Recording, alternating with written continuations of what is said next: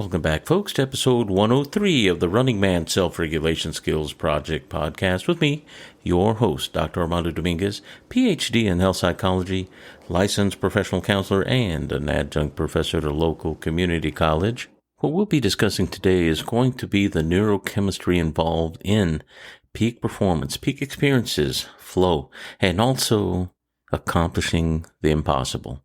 And yes, impossible is an absolute, and I'm going to be using that term for our purposes today, but we're going to make a very distinct point of kind of describing those things that are going on inside of us when it is that time to exceed our expectations, our normal human limits, our baseline, and to optimize our output, to optimize whatever it is that we call our performance, whether it be work, personal, or even professional, even in sport and martial art for that matter. And what we're going to start off with is the fact that often whenever we look at what we do, there's an intrinsic drive. If you really like what you're doing, if there's even a little passion in what you do and pursuing what you do over a long period of time, it's not always about exploding from the finish line at the highest, fastest, farthest level that you can muster, but rather over time enjoying something till you achieve or arrive at a point of mastery, not final mastery, but one wherever you're very comfortable and you're at ease in performing said skill, whether it be a mental skill or a physical skill, such as sport, this sort of thing. But the importance is recognizing that there is a process from the start, liking that, and that starts with curiosity. Now, Stephen Kotler, in his gem of a book, it's called The Art of the Impossible. Amazing read. If you get it on Audible, please do. Has a lot of really good things in there that are worth listening to. This came out in 2022, mind you, but it's one heck of a book to have as a reference point. And it doesn't matter if you're in sport or trying to find a way to improve yourself, whether it be in business or even counseling for that matter. If you want to learn how to increase your skill at doing those things that maybe you do for a living versus just what we would call a fun or hobby activity or even a sport activity that you take seriously. But whenever we call something an avocation, not a vocation, my job, but an avocation, something that I spend time doing and get skilled at, but continue to do and want to improve, and there's a payoff at some point, then we're looking at something that requires a bit of curiosity, something that's an interest. And there's got to be some sort of payoff, and the payoff is very much intrinsic. Not just where somebody pats you on the back for a job well done, that is part of it, and that's the external world telling you do this and do it again more often, and that will give us that endogenous internal dopamine rush, so to speak. But what is it that drives me to seek out an activity? Once again, I've been doing martial arts for about 40 years, and I like practicing such as Tai Chi, the forms themselves, because those are textbooks of martial methodology. No, it's not finding when you're training, but it is training the body to remember and respond and do things that require not only grace, but skill, but self-control, self-regulatory skill, and how to breathe and how to move appropriately and with efficiency and effectiveness. And then you drill that and get the benefit of it, not unlike going to a batting cage and learning how to keep your eye on the ball, so to speak. And I say that in quotes because that is quite the misnomer if you really follow what it is that we do when we see a target. But along those lines where we're seeking to improve constituent skills, bits and pieces that we put together versus doing the entirety of whatever it is I might be doing, like running all at once. There are even little details in running to show you how to improve not only posture, but gait, footfall, and also breathing, tempo, this sort of thing. So there's a whole lot that goes into any one skill, but I'm just kind of highlighting the physical sported because that's easier to identify. But what about those neurochemicals I just mentioned? So what's the big deal there? Well, some of the things that we pursue over time that we gain skill in, often there's some sort of payoff, and the payoff often is the good feeling that I get by having done it or maybe accomplished something. Now, dopamine is the neurotransmitter that is currently the most popular media honey across all platforms, whether it be personal, professional, and biological, this sort of thing. But it is one that isn't just about feel good, and it's not one that you just get when you eat successfully, even though you do get dopamine, but it's one that is also a motivating chemical. Dopamine is not just about remembering that this feels good, but it's also motivating an individual to do that behavior again because it felt good. Now, dopamine is not discretely released without other neurochemicals involved, and that's where the picture gets a little muddied, but let's just make a point of separating this for now. But dopamine actually is a reward chemical that tells you and motivates you to do things again. So it actually kind of bolsters memory as well. As a result of pulling a memory and I remember how good it felt to do something, dopamine is one of those things, not unlike adrenaline, that tends to, I would say, amplify what memory does. So that way you'd be more apt to not only remember, but do and repeat a certain behavior. Now, the next neurotransmitter I'd like to talk about, and this is one that's not spoken about so much, and that's anandamide. Anandamide, you don't hardly hear anything about, but generally is known to couple at the same time that dopamine is released, and is known for not only mood altering, but a sense of euphoria and bliss that comes along with that. So there are certain activities that may give us that sense of release whenever we are doing things, and it's pleasurable. There's euphoria. There's a general comfort, no anxiety, but there is definitely a generous amount of pleasure that's going along with that. But anandamide is also implicated once again, as in dopamine, but also with more the end product where you're enjoying, and this is more the peak experience or blissful aspect of what we get when we do something well. And if we do it with a great deal of frequency, our capacity to have that bliss goes up whenever we become more efficient. It doesn't mean every time you do that activity, you're going to have that blissful effect. But the more skilled you get with activity over time, you're more apt to have that blissful response, that runner's high, so to speak, that once we kind of let go and we're not overthinking things, our prefrontal cortex is not nearly as active where we're judging every little detail. We become what's called hypofrontal. That means we have less activity in the front, but it's not all gone.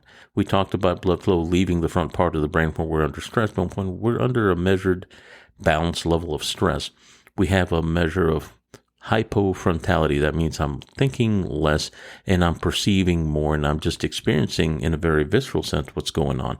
So anandamide, once again, is very much associated with bliss. The next one is just endorphins. Endorphins are pain reduction chemicals, but they're also known for giving a sense of pleasure from effort. If you're doing something like a 2-mile run and you're trying to get it under 6 minutes, and no, that's not world class, but it's not bad. If you're doing this in a repeated sense, you may get a sense of endorphins where the discomfort of the running, the pounding on the pavement and the joints no longer is occurring, but there's this sense of wellness, even though there's a recognition of effort, and the endorphins stop the pain. You may feel sore after the fact, but probably not so much during. And it is also implicated in feeling good and having a sense of enjoyment whenever you're doing things that are maybe a passion activity. Now, serotonin is also one of the chemicals that we hear about on the mental health side. And I am a clinician, and this is something that often we hear about: selective serotonin reuptake inhibitors and those that actually encourage a lessening of serotonin. But the SSRIs are meant to keep the serotonin in the synaptic cleft, that little space where they plug in, where they flow out from, to where they run the risk of plugging into receptor sites for those that have less serotonin. Now, serotonin is implicated in people that struggle with, we'll call them adrenaline junkies. They take unnecessary risks sometimes to try to elevate their sense of feel good. If somebody, for instance, has fewer receptors and they have regular dopamine, that means that they are awash in good feelings, and any little thing can get them off into a good feeling sense. But what if somebody has a limited amount of serotonin, but yet their body still quickly reuptakes normally, but they have plenty of receptors, just not enough serotonin? Then the serotonin needs to stay in that area, so they run the risk of getting more of the receptor sites to go off, and one is less apt to become depressed over time. So there is something there, but serotonin is something that is implicated in general feel good. And another one, we talked about the endorphins is oxytocin. Oxytocin is a bonding chemical that we usually talk about whenever mama breastfeeds or holds baby, or whenever we have friend and befriend activities where you may see people around the fire talking and BSing and telling story after a hunt, this sort of thing, or just generally being around family and that wellness and that sense of belonging that comes with oxytocin. We tend to be more in line with it and more able to appreciate it. But there's also something involved with oxytocin whenever we're doing things, when there's a sense of meaning, a sense of loving what we do, but also that there's more to it than just what we're doing and me just enjoying the fact that I did it. But rather it lends itself to whenever we develop meaning in things, where there's purpose involved in those things that we might do. Now, GABA, that is a neurotransmitter that in the field that I work in is implicated as being kind of like the speeding up or the gas pedal for the body for certain intrinsic systems that may deal with autonomic responses like to heat and cold, that sort of stuff, and heart rate. But GABA is also an excitatory neurotransmitter, so that will activate the body, and that will, in a sense, give us a calm in the storm sense, so to speak, wherever we're actually able to energize up and meet the conditions of whatever stress or challenge we may be experiencing. So GABA usually is backed off by the brakes, and that's NMDA.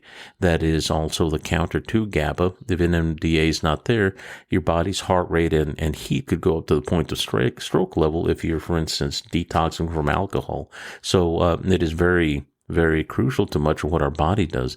But generally speaking, in accomplishing and doing stuff, GABA helps us feel that sense of calm in the storm, wherever there's a sense of confidence within. And serotonin is known to be like the confidence chemical as well.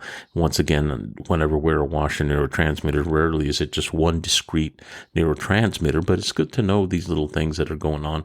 And nice to know that it's more than one that's working at any point in time. Now, one that's usually not mentioned very much, like anandamide, are the endocannabinoids.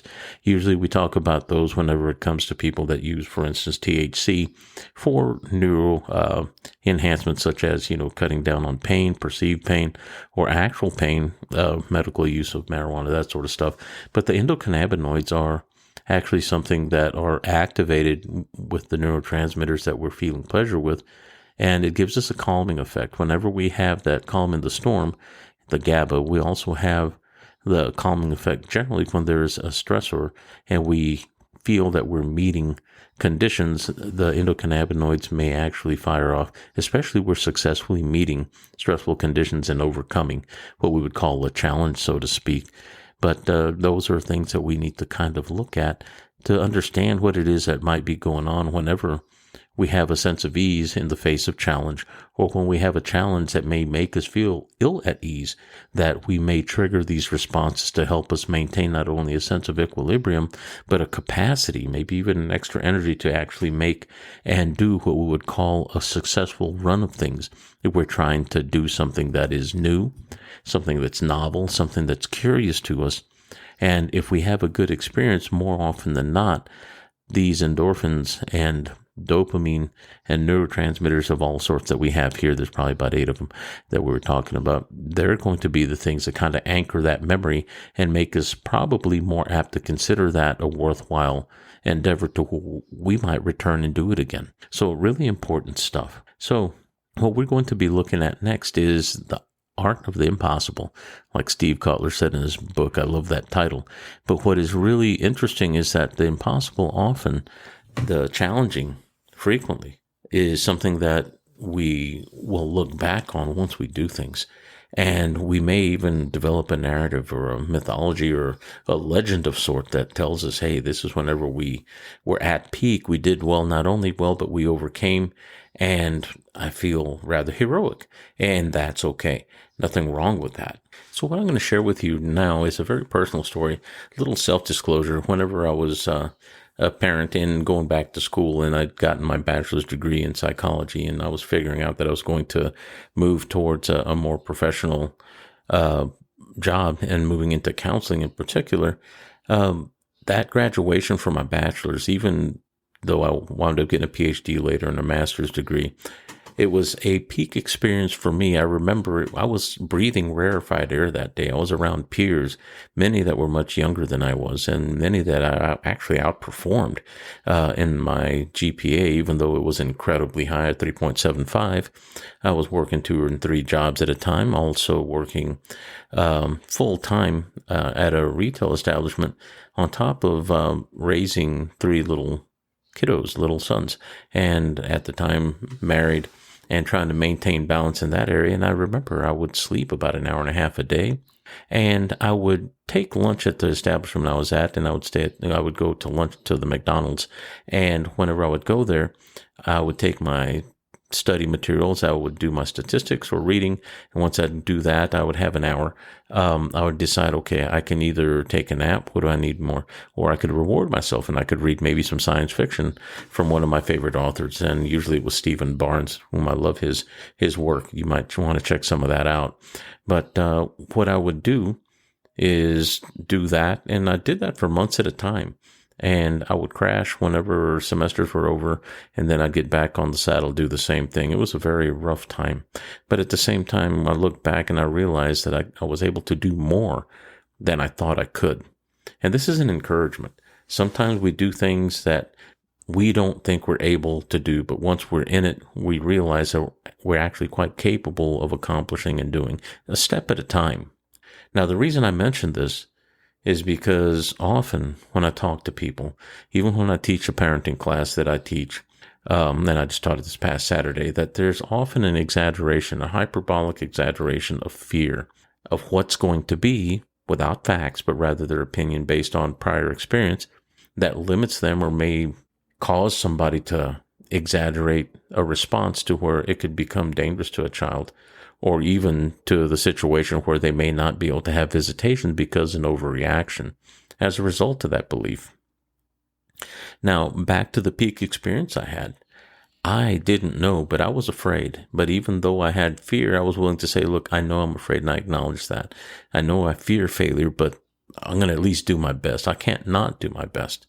And there were lots of things that were on the heels of my proverbial mind, the hounds of hell, so to speak, of not becoming the negative or dark aspects of what I thought was part of my family inheritance, not so much from my parents, but extended relatives and such, and becoming like my peers that were going to wind up either in the legal system or on drugs or drinking, this sort of thing. And I don't drug or drink. And my martial arts were the thing that kept me steady. That was my, so to speak, indulging. And even though it was a very visceral thing, it helped ground me. But I also knew that whenever I dealt with things that were frightening, my reference point was always, is this going to kill me? Could it hurt me? Could it kill me? And that might be an extreme, but keeping death close in that sense helped me get a reference for what it is I was doing and let me realize that, well, no, it's not going to kill me. I may flunk out, I may do this, may do that, but it's not going to keep me from breathing. It's not going to compromise my ability to provide for my children, that sort of stuff. So there were some big things that were at play that would help motivate me, that I would remind myself with, not to punish myself, but rather a reminder, because I knew that the fear was there because I was doing things that were novel, that were new. I'd never gone to college. In my family, nobody else had gone to college and completed at the time. I was one of the first. And that's okay. I mean, I'm not higher or better because of it. I just did. And I know that I was very individualistic, and it kind of helped to know how to optimize what it is I was doing. I was studying a book to become a better student, to become better at thinking and learn how to learn better and remember better. And it was called Supermind 2000. And it was about 2002, 2003. So that tells you about how long ago this was. But when that book came out, I was using ginkgo biloba and also ginseng in elevated doses, not to toxicity, but just to encourage memory. And then I was also using acetylcholine, the supplement, and that one you got to be careful with, or it might give you body odor or stinky winky. I'm not going to explain that, but only in excess. But acetylcholine is what we use to form memory. Ginkgo biloba helped in memory retrieval. That's been well studied. And ginseng actually just kind of cut down on the amount of tension in the body around the nerves, so therefore creating less resistance in signals. So I became more efficient at remembering and making memory. And that exactly was what happened. I wasn't naturally smart in that sense, but I could tell that I was more efficient and working less intensely, less hard, so to speak, to make those things happen, learning and memory acquisition whenever I was trying to do stuff. And I realized when I was testing, it was just like snapping fingers or pouring water. It's like, wow, okay, I'm trying to remember this. I studied. Oh, there it is. And I would think about it again. There it is. I got the answer. It was not nearly as hard. And I realized, well, it doesn't have to be as hard as I had experienced it before.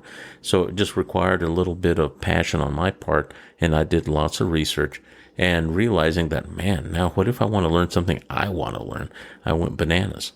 I was reading literally between thousands and tens of thousands of books and monographs and articles in the entire time that I'd been going to school, because it became easier. The learning became easier. Not that the stuff I was learning was easy, but the capacity to learn and the how to learn was much easier, less effort, much more efficient, and therefore more pleasurable. And I got to a level wherever it was no longer work, uphill, but rather the process was not only effort recognized, but also I started moving towards mastery of how to learn. And that is really the whole point of what I'm talking about today. If things are pleasurable, we learn. If things are painful, we learn as well. But we also get really good at avoiding those things that are pain and moving towards those things that are pleasure. And that's just a hedonic response, as we're human. But what I want to point out is that those things that we want to accomplish, in quotes, the impossible, they're not impossible. There are very few things in this life that are impossible. And also I would say that there are very few things in this life that, with a long enough time horizon and with a steady pace, even a step at a time, baby step at a time. Lao Tzu said, a journey of 1,000 miles starts with one step. Every journey starts with the first step. The goal is to continue to step after that first and keep doing that, being steady, being consistent, and fearless. Doesn't mean fearless in the sense that you have no fear at all. Fearless in the sense that we become more aware of what we're doing, become knowledgeable of what it is that you're doing. Allow yourself to enjoy the process of the new, the novel, the exciting, the adventure, and encourage yourself to do that, because in the process you might find those things that will really trip your triggers in a good way, in that you'll have more of the positive, enjoyable, and also skill acquired through hard work that will give you a sense of wellness and self-efficacy that nothing else will. So that's really all I wanted to touch upon today. And I want to tell you thank you for listening to me on this late Sunday afternoon. And I certainly hope that you share this podcast with people that you know. And I am working feverishly at trying to improve what it is that we do here, so I can start doing interviews with awesome peers and bringing learning about not only people that do the kind of work I do, but also alternative health, such as Rolfing, massage, acupuncture, this sort of thing, and those other things that can help us in self-regulating those things that dysregulate our life and put us at elevated stress. Now, what I would like to tell you is thank you once again.